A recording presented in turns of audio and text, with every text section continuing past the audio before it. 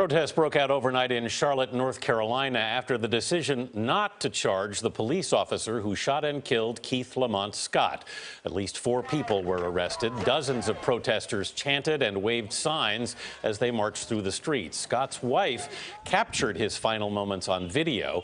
The district attorney says Scott had a gun and Officer Brentley Vinson acted in self-defense in the September shooting. Jericka Duncan is in Charlotte outside police headquarters where the protest ended with reaction from Scott's family. Jericka, good morning. Good morning. The Scott family said that they were profoundly disappointed by the decision. Now, they did call for peace yesterday. Last night, protesters gathered in front of the police station behind me. At times, they threatened no peace without justice. It is my opinion that Officer Vinson acted lawfully when he shot Mr. Scott.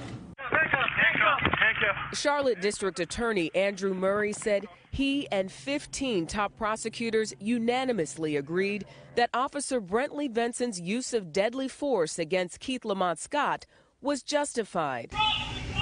He doesn't have a gun. In cell phone video of the September confrontation, Scott's wife, Jericka, claimed her husband was unarmed. No gun. You didn't see any gun? No gun. In October, Scott told Gayle King she stood by her observation.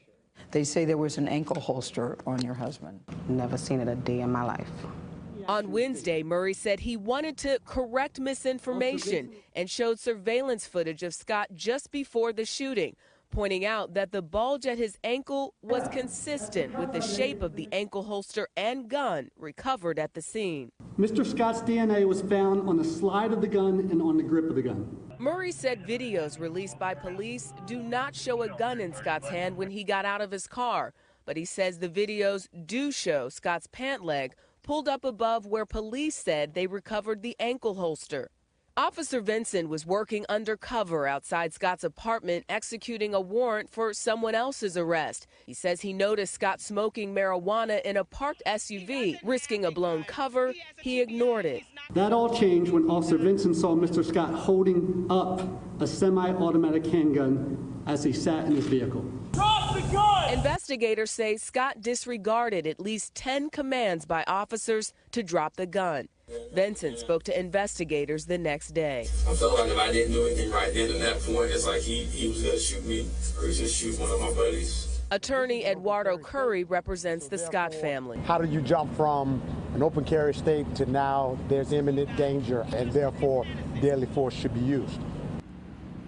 Attorneys for the Scott family say they will continue to investigate the case and look into a civil suit. Gail?